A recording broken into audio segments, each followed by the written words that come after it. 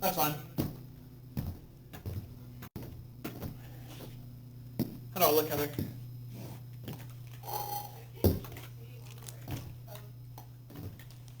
You see me on there now? Okay, because I didn't twerk. Just kidding, guys, if you're listening. No, they don't know you are. You should call Corona. I'm good. Yeah, you can call it. I know. That's called, that's it, guys. I don't know about that. Don't worry, I wash my hands. Just one hand?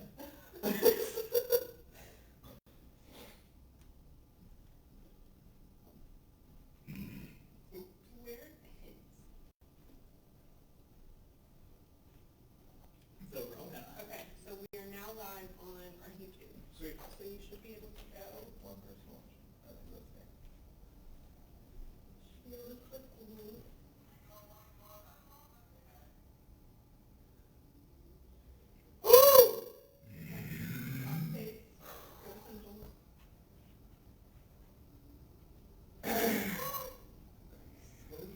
It is very delayed. Go see Unlimited Talk real quick. What if we rewrite the stars? The man, da, da, da, da, da, da.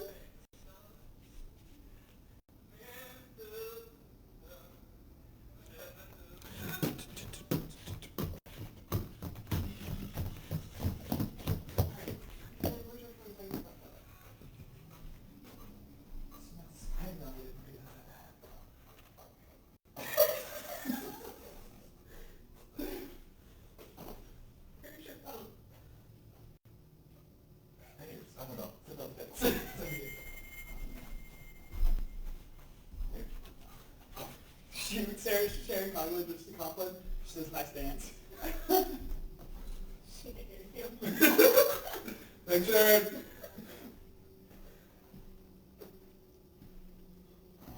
Go there. Walk into it now. Hey, no more coughing, everybody. Again! You're so gross. Alright. Okay, we gotta start this like now. We do.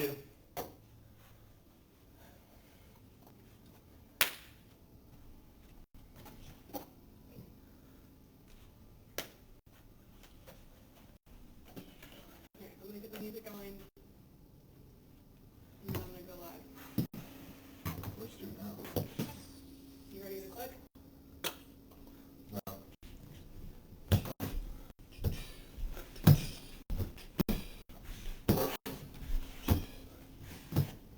We in slide 2. 2, 1. No, I want you. It's not to get tried too hard. I know you want me. So get to you. Please, I know it. Please do it now.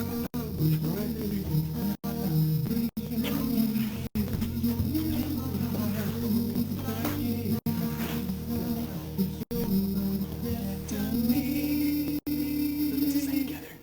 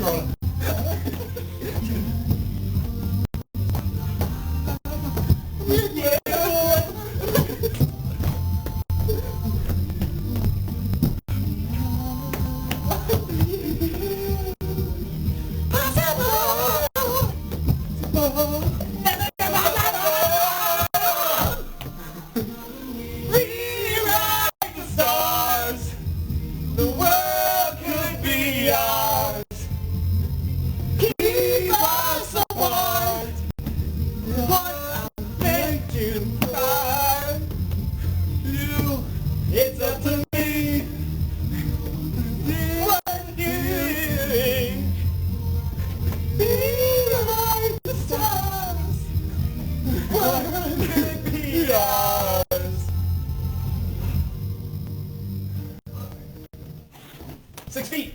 Oh, true. Don't touch me. Don't touch me. All right. Hey, guys, like, Harbor Life has started. Woo! Y'all, look, 2 weeks in a row now. Calm it down. Hey guys, what's up? Welcome to Harbor Live. I hope that you enjoyed that special performance by Chris and Ben. They just, wow, that was something. Couple of quick announcements before we get started. One, small groups live are happening this week, Tuesday night for high school, Wednesday night for middle school at 7 o'clock. If you do not have the link to join your group, send us a DM, email us, and we will get you that link so that way y'all know the right group to join. Second thing, popcorn fundraiser. I know there's been a lot of questions about that. Those are due tomorrow. Some of you guys had questions of, can we still sell? Is there another due date? There is. So we're going to place another order May 31st, end of May, to give you more opportunity to sell. And then, last announcement. If you have not been joining us on our Daily Devos, go do that. There's a link in our Instagram bio to join us. It's not too late to catch up with us. So I think that's it for announcements. Up next, Ben's going to explain to you what we're going to do. All right, so I got a fun game for us that me and Heather are actually going to demonstrate, but we also need you guys to help us. So what we're going to be doing, if you remember doing the bottle flip with Chris and I, same thing. We're going to go live with a couple of you. So make sure if you grab your whipped cream. If you have anything else, I would always stick to whipped cream. It's not going to work with anything else. Maybe shaving cream, but you're not going to want to eat it. So don't do that. But, so what you're going to do, take a little dab on your hand, and then what you got to do is you got to throw it up, and it's got to go above your head and catch it in your mouth. Right? Simple, right? So you're going up, you're smacking your wrist, got to go above your head, and then catch it. So, you ready? I'm really bad. 3, 2, 1. Oh. Got it! That was my worst one. Okay. Got it. Well, I spilled on the floor. Fail. So, yeah. Ben, Anyways. he's supposed to be the good one at this. Yeah. So if you want to join us for this game, go ahead and request. Also, if you are on YouTube right now, head over to our Instagram. That's where you're going to be able to see people compete with us. Otherwise, just hang tight for a few minutes, and we'll get back to just the normal. You can still watch us try and do it. You're just not going to see who we're competing against. Yeah. So do we have anyone that wants to go first? Any students out there? I feel like I need an... Oh, Ben! Oh, I don't want Chris to step in. Anyone? No? We got nobody so far. So all right, let's go again. I think go best of 3 right here. Best of 3? If someone requests, let's just do best of 3. All right. All right, you want the same time? Oh, here we go. We actually got a request. Oh, who is it? Lauren Coley. All right, Lauren. All right, so we're going live with Lauren Coley right now, everybody. If you lose, you have to put it in your... No. What's up, Lauren? She's waiting on y'all. She's live? Hey, Lauren. What's up, Lauren? All right, you ready? All right. You ready for this, Lauren? All right, she's putting on her hand now. So she's not ready. Here we That's go. what I'm hearing. All right, Lauren. They're going to do a countdown. All right. Ready? 3, 2, 1. Oh, it stuck my hand! Oh, God. She missed. She definitely failed. Oh, Lauren. Love it. It didn't even pop off my hand. Oh, you're just bad at it. All right, thanks for playing. I got messy. All right. All right, who's next? Who's next? If you want to play, go ahead and tune in with us. Go and request. If not, we got 2 more tries with you guys. We're doing a best of 3 until other people request. Otherwise, I won the first one. What? Heather did win the first one. You got it on the floor. All right, ready? All right, if you guys want to compete, 3, request to go live. 2, 1. Oh, Why is it sticking in my hand? that was so bad. All right, do that one over. Do it over. All right, here we go. They're getting in my hand. Olivia, you sent us that video earlier. We want to see it. All right, here we go. 3, 2. Oh, big. Oh, we got it stuck on the ceiling. Y'all see that? Yo, why is it sticking? It's not coming down. That's gonna fall on Chris's head mid-try. Oh, my gosh. Well, again? I guess so. Is this the last try, or y'all going to keep going? Well, it's best of 3. Best of 3, all Can right. it not stick to my hand? Oh, that's not going anywhere. Hey, if y'all want to play with us, go ahead and request in. All right, ready? 3, 2. Oh, nice job, Ben. You got to stick your hand. All right, let's try 1-1. 1-1 right here. This is again for the win. Yeah, for the win. It needs to come off my hand this time. All right, ready? All right. Just want to go first and see if it'll come off your hand? All right. Show the camera. All right. If I get it, I win. Hey, So- can I have one in my mouth? No, No. we'll see. Oh, man. All right. Nice job, nice job. Dang. All right, well, guys. Anyone else? Thanks for, No one else? No one's requested to go live with us. No, come on, guys. Guys, I'm going to be ready for this stuff. Y'all. All right. Intro. All right, anyways, super happy to have you guys here. We got Chris. Chris is going to share the message with you guys today. So yeah, you ready, Chris? Ready, let's do this. All right. Sorry for all the whipped cream, Chris. That's all right. The whipped cream will be okay. We'll manage. Hopefully it doesn't fall on me as I'm like sharing. So guys, good evening. Whether you're tuning in from YouTube or Instagram Live, I'm super glad that you guys are with us tonight and join us for about 20, 25 minutes of just fun, games, and time in the Word together. Excuse me. I promise I'm not sick. Just a cough. So, but here's what I need you to do for me. I need you, if you are home, if you've got a place where you can get a pen or a pencil or a Sharpie, to write something down. I have 3 words for you that I want you to write down. And if you don't have anything to write on, just write them on your hand. Like if you can just write down these 3 words, I want you to do that because these 3 words have honestly just been a life-changing way of thinking for me. They've been life-changing in the way that I think about people. They've been life-changing in the way that I think about not only who God is and what I read in Scripture, but the way that I live that out. They're life-changing in the way that I view society and what's going on in our culture. And so here are the 3 words. And if you can write them down, we're going to be talking about them and how they relate to the rest of this message. And so the first word is this. It's observation. Observation.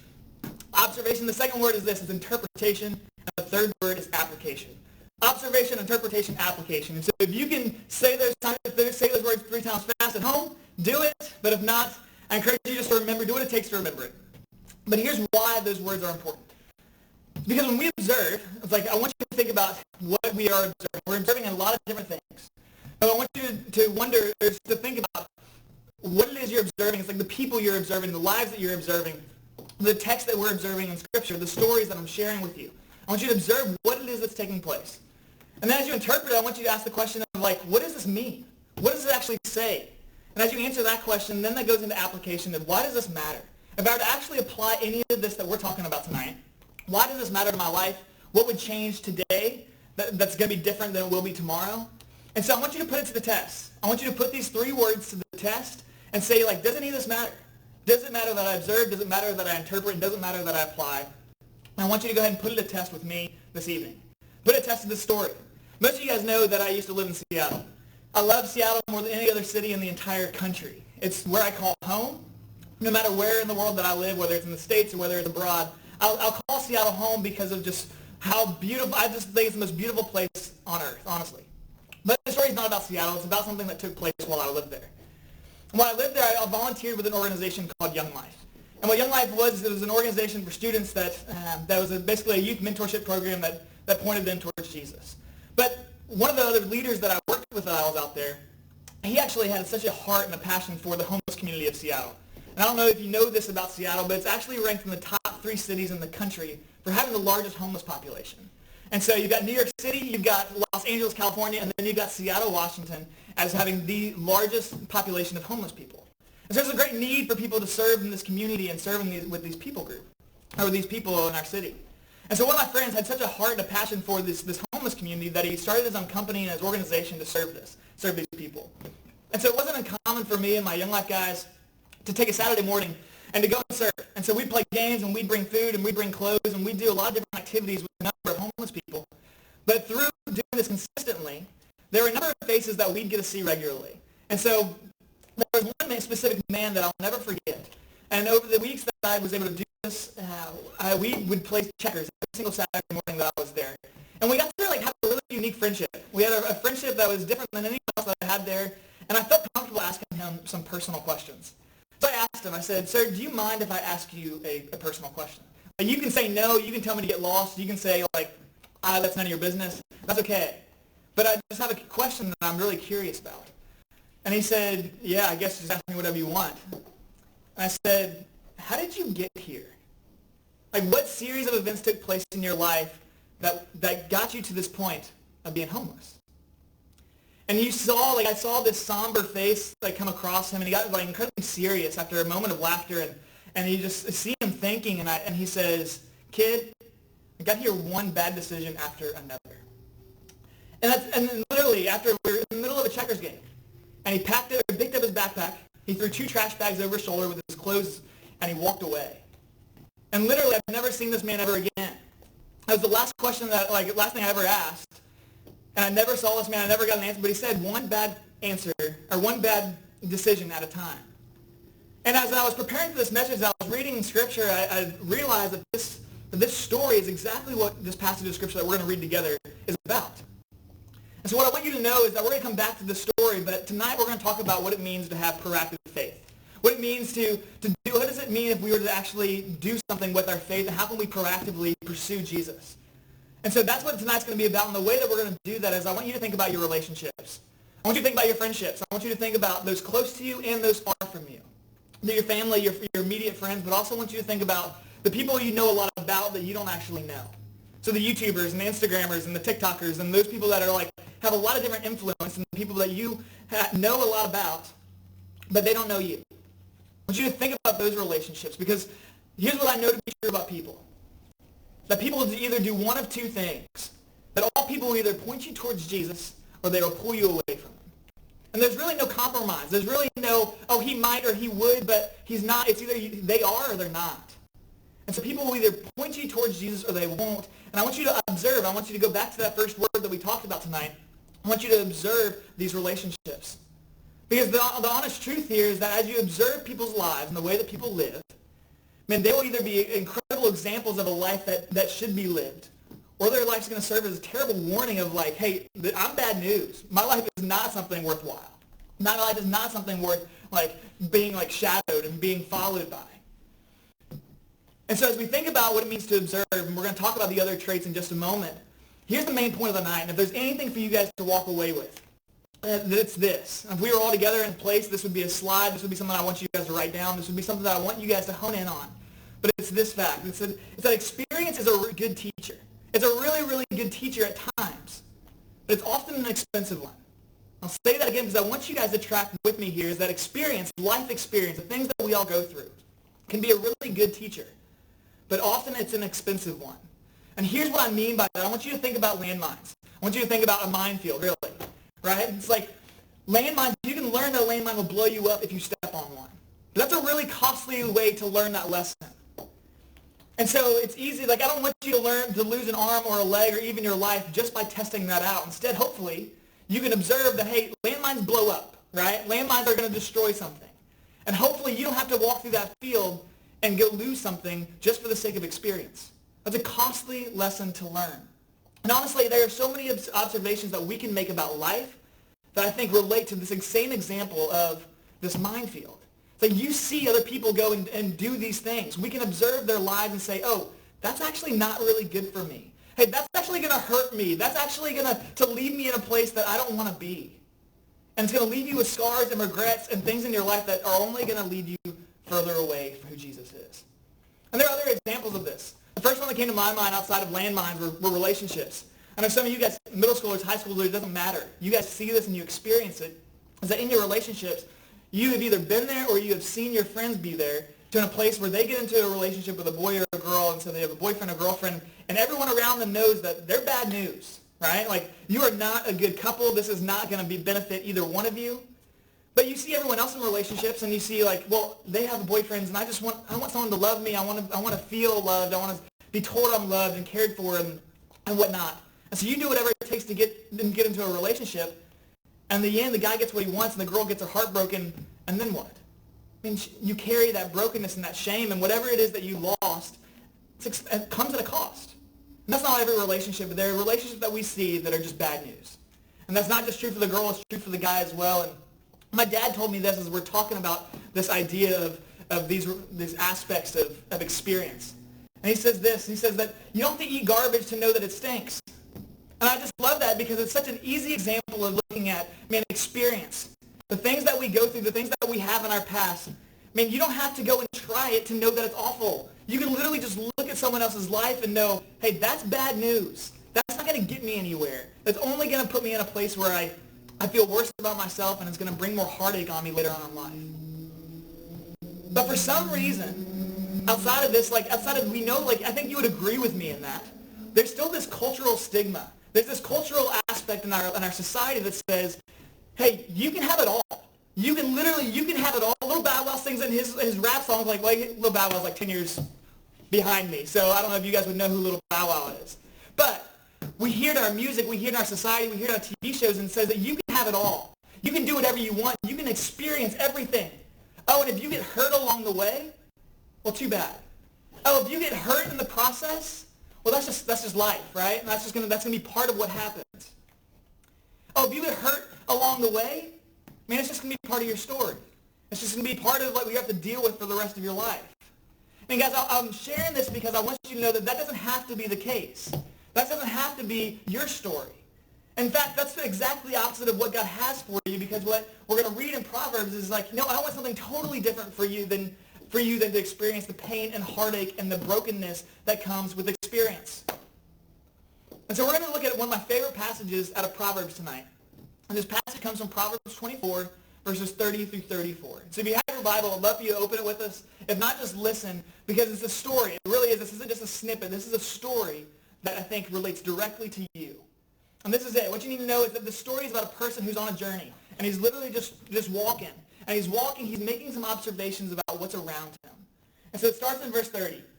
And he says, I passed by a field of a sluggard, or a slacker, and by the vineyard of a man lacking sense. And behold, it was all overgrown with thorns, and the ground was covered with weeds, and its stone wall was broken down. I saw and took it to heart. I looked and received instruction.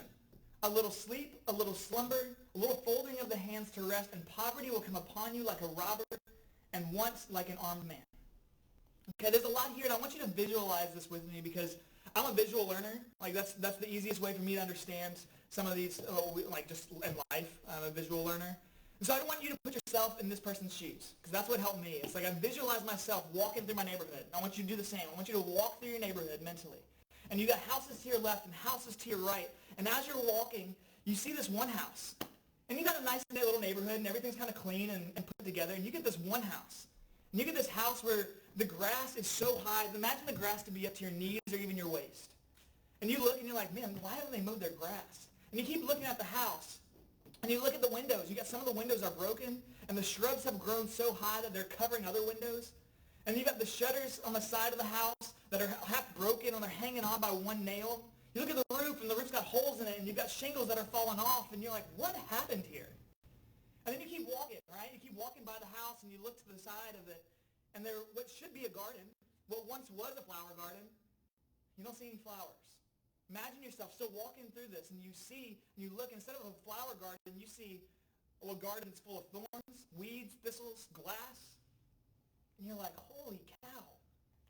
This place is a wreck. How the heck did someone let this happen? How the heck did this get this way? Because clearly, this house has a story. This house has a story to tell, and all you have to do is ask, right? But the other side of it's true, as I think about us walking through this, is that we all have our dream homes. Every single one of us have a mental picture of man, that would be so nice to have one day. And I think any rational person, any sane person would walk by this house and say, oh my goodness, I hope no one would say, man, that is my house that I want for the rest of my life. No one in their right mind would say, man, I dream of this place. Because right now, this place is an absolute wreck. And we are so quick to judge some of these things, but we're looking, I promise you, that we walk by people's lives, and their lives look a lot like this house. Their lives look a lot like this house, and you're like, man, how can this be this way? Well, guys, this is what Solomon is writing about. This is what Solomon is saying. He's warning us against. He's saying, guys, don't be this person. Don't let your life look like this. And he's trying to give you some wisdom here, and he's saying there's another way to live your life. And he's saying don't let experience become your best friend. Don't let the things you go through in life and everything that you're told to do and say and experience, don't let that become your best teacher, your primary teacher. Because if you do, then he'll promise you that your life will look a lot like this house. That your life will look a lot like this story where it's going to be full of brokenness and shame and a number of pains and scars that you can't get back.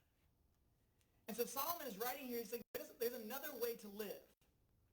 And in that observation, that's what he's saying. He's saying, man, I was walking by this house, and I stopped, and I observed. And in verse 32, he says, I saw and I took it to heart. I looked and I received instruction. And this is the beauty of things. When we observe what's going on in our lives and our lives around us, we can then interpret what that means. And then this man was able to interpret something from this house, and he said this, a little sleep, a little slumber, a little folding of their hands to rest, and poverty will come upon you like a robber, and want like an armed man. And so here's what this means, and I'll tell you this in a quick story. Most of you guys know that I was going to law school right after graduation from college. But before I graduated college, I had one pre-law course left to take. And it was constitutional law. And it's like, for most people, that's like dread-worthy. But for me, I got in there first day of class, looked at the syllabus, and I was so stoked because this was going to be the easiest class I ever took in all of college. You see, I looked at the syllabus, and there was only one test. That one test was going to be the final. There were no other tests. There were no other midterms. There were no other quizzes. There were no other papers. There were no anything I had to worry about. And so September went by, and it was a breeze. October went by, and I was literally telling all of my friends and everyone else in the school, it's like, you have to take this class because it'll be the easiest A you ever got. November went by, no lie, I slept through like 90% of it. We came back from Thanksgiving break, and I quickly realized that I had 2 weeks to learn everything that we covered in the entire semester, or else I was going to fail. And in that moment, I quickly realized that I was an example of a little sleep, a little slumber. And I knew that if I were to fold my hands to rest, it was going to be game over for me. That I was going to fail, and if I were to fail this class, I was going to fail, that I wasn't going to graduate, and if I wasn't going to graduate, I could kiss law school goodbye. Like, that was my reality in that moment, and I believe that this is exactly what Solomon is writing here. He's saying, guys, pay attention. He's saying that a lot of damage can be done in your life in a short amount of time if you're not careful, and if you are not observant, and if you are not taking care of what it is around, that it is your own life that's around you. He's saying, pay attention. He's saying, learn from others. Learn from what you see. Learn from the lives of others so you don't have to experience the pain and brokenness that people are so quick to fall into. So some of you are maybe like, whether you're middle school or high school, maybe you just be saying like, Chris, like, I get it. I get where you're coming from. I get what you've said. But I've done some things in my past. I've done some things that I'm not proud of. I've got some things in my junk in your trunk. Well, I do too. Right? Like, I think we've all got our own past. We've all got things that we're not proud of. But outside of God's forgiveness, this is what I know to be true. Is that the only power you have over your past is purity in your present. I'm going to say that one more time so that you can kind of understand what I mean by this, is that the only power you have of where you've been, of the bad things that you've done, of the sin in your life that you are ashamed of, is purity in the present, because that is what proactive faith is about. It's about chasing after Jesus. It's about asking for forgiveness and moving towards who he wants you to be. And this is where we're going over the next couple of weeks as we talk about, how do you become a stronger disciple of Christ? Because in a reactive faith, it is like, oh man, I did this. Oh man, I messed up again. Now what does Jesus tell about this? Or what does Jesus say that I need to do now? Now having a proactive faith is someone who is chasing after Jesus regardless of where they've been in their past. And so that is my encouragement to you, that I want you to know, if you want to grow in wisdom and you want to deepen your relationship with Jesus, then it is a choice that you make daily.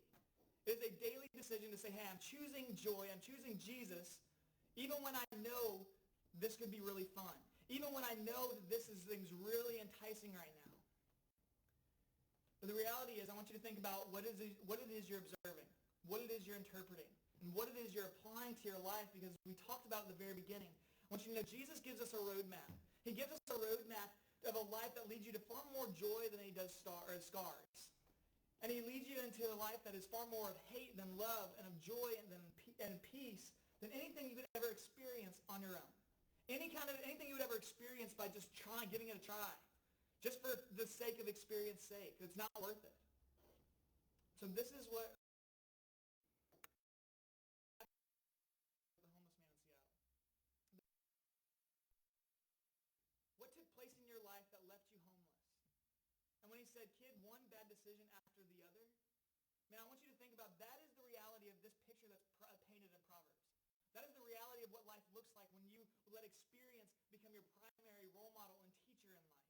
When we let just say, hey, all life is an experience, then your life is going to be so full of hurt and pain and brokenness that you're going to be left wondering, what is life worth? And the truth is that God has something so much greater for you. God has something in store for your life, that he's just saying, hey, all I want you is to lead you and direct you into a relationship with me so that I can show you the life that is worth living. And so that's my prayer for you. My prayer is that the story of this homeless man, the story of this picture that's painted in Proverbs does not become your life. But instead, you let your life be led by Jesus so that you can live and have a life that's full of joy and peace and all of the fruits of the Spirit. Because here's the reality. It is my prayer that you let God become your teacher rather than life's experience. Because he wants what's best for you, and all life wants is what's best for itself, and that never has your name on it. And so knowing that, I want you to choose to have a proactive faith and see where it leads you, because I promise you God has a story for your life that is unwritten right now, that is, for you it's unwritten, but for him, he has a story that he wants to tell so deeply through you. So that is what its proactive faith is about. It's about choosing wisdom over foolishness. And so we're going to continue in this, and that's my encouragement to you is to start tonight. Heather talked about how we have a daily Devo plan. And so if you click on the link in our bio on Instagram, you can join our journey through Acts. And so every day you can read the chapter that we're going through and be a part of what's happening, and you can be a part of sharing what God taught you that morning. And I love that because I get to see what you guys are actually learning. So many of you are already sharing a response to what it is that God taught you. And I love being able to be a part, and we're in this together. And so as we talk about this, that is one quick step towards a proactive faith of looking at what Jesus has for you every single day. Guys, we love you, and we look forward to being with you. No Harbor next week, but tune in for the rest of the stuff we got going on this week on Instagram. But we'll see you in a couple of weeks. Deuces.